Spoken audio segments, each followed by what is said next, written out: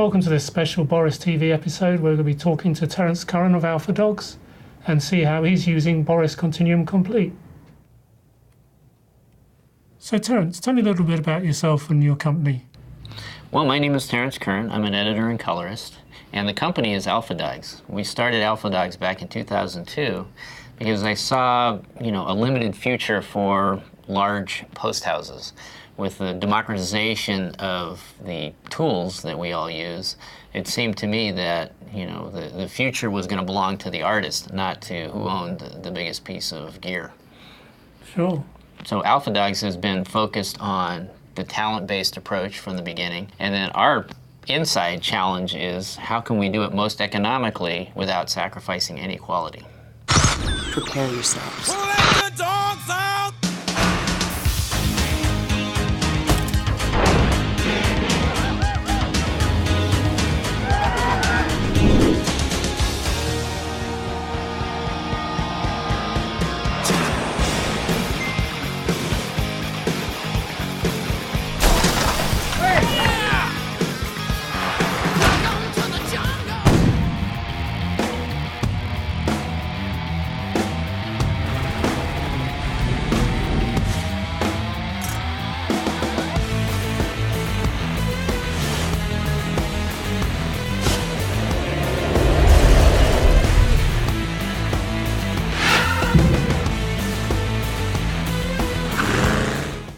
What type of work do you specialize in? We primarily do reality television shows and independent features. That's the bulk of our work. We also do documentaries and some commercials. Why did you need Boris Continuum Complete? As the package has matured over the years, it's added so many new tools that help us in repairing video and levels, etc. So it's kind of expanded its usability in our universe. And fortunately for us, we've had a lot of feedback to Boris in the company itself. So there, for example, was a third-party plugin that I used to use a lot to fix flicker in video. It was really designed to take out the flicker from fluorescent lights. And that company went out of business, basically, or stopped supporting the plugin. And so I begged Boris to come up with their own, and they did. In the version 8 that's out now, there's a plugin called Flicker Fix. Yes, it's designed to remove the fluorescent flicker, but how I use it more often is to actually level out iris shifts in the video. So when the cameramen, are walking from room to room and changing the iris around, or somebody's got the auto iris left on, this plugin really helps even that out fast. I mean, there's some minor adjustments in the timing and how wide of a time frame do you want it to look at in making that adjustment, but it's pretty much drop it on and use it type plugin. How have you found Boris Continuum Complete in use? What I really like is there's a lot of tutorials online that make it very easy to get up to speed on the specific areas. And what's even more important to me in the Boris plugins are all the presets. Because, I learned early on that for most plugins, if it's not like 80% of the way there when I first drop it on, then I'm probably not going to use it. And Boris allows me to do that, Generally, it's like right there, or one of the presets is going to put it right there to what I'm looking for right away. What type of projects have you used Boris Continuum Complete on? Well, that'd be pretty much everything. There's not a specific project that I wouldn't use them on. It just kind of depends on what I need. For me personally, most of my work is color correction and fixing effects and things like that. So a lot of the repair tools. For instance, in reality television, I'll be using the Flicker Fix a lot to even out iris shifts. I also tend to use the unsharp mask a lot to fix, soft images, especially when you get people shooting with cheaper cameras and they don't know how to focus them properly. So we can fix some of that in post with the Boris plugins. Another example is there's a very prominent show that we work on now, a series that for some reason seems to always have one camera with a bad pixel in it. And the Boris Pixel Fixer, which you can just drop on and knock that problem out rapidly, has saved us so many times on that show. Also, a lot of the compositing plugins come into effect on the shows. Some of the series that we do, they'll shoot a lot of green screens, and they may not do a great job on the green screens. And one of the advantages to the Boris Continuum Complete plugins is that they have the multi-filter feature, which allows you to stack filters together but they tie together. So I can actually put a chroma key on and then go in and use an alpha cleanup, to clean up the matte, and then I can use another matte processing. All of that working within that single stack of filters and interoperating together with each other.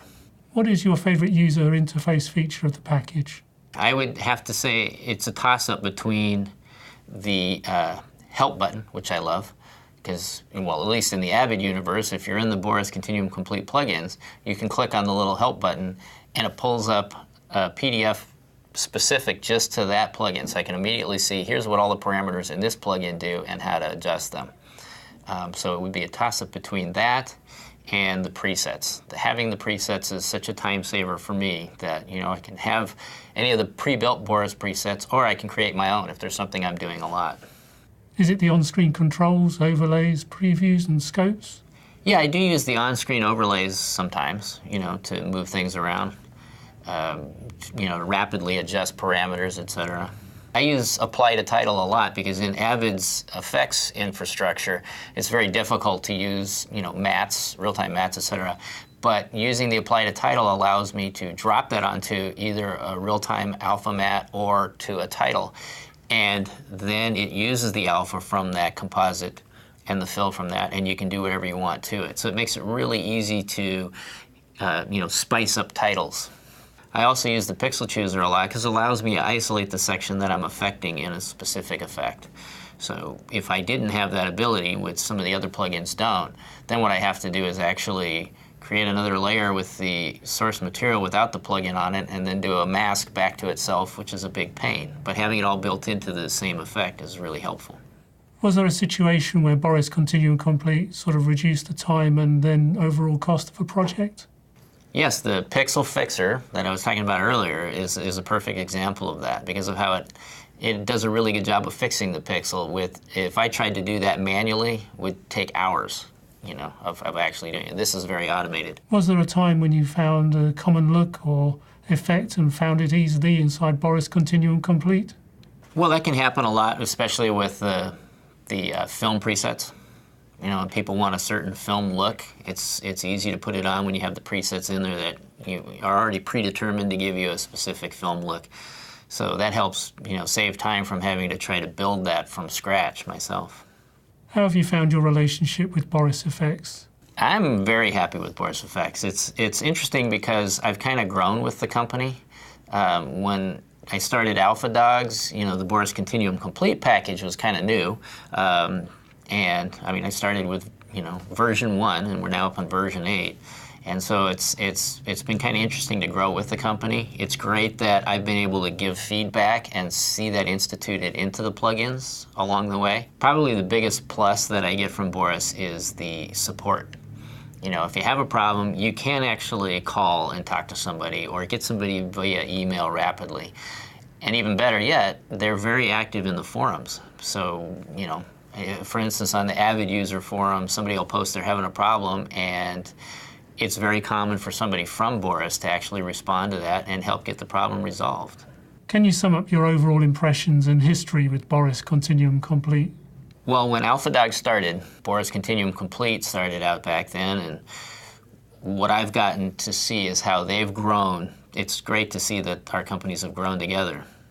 What direction are you going in the future, and how do you think Boris Continuum Complete will fit with these plans? If I knew what the future was, it would be great. When I originally started AlphaDogs, I knew where the market would be now. I could see that this is where things were going, but sitting here now and looking forward and trying to figure out where things are going is very cloudy. It's going to be interesting to see how things play out.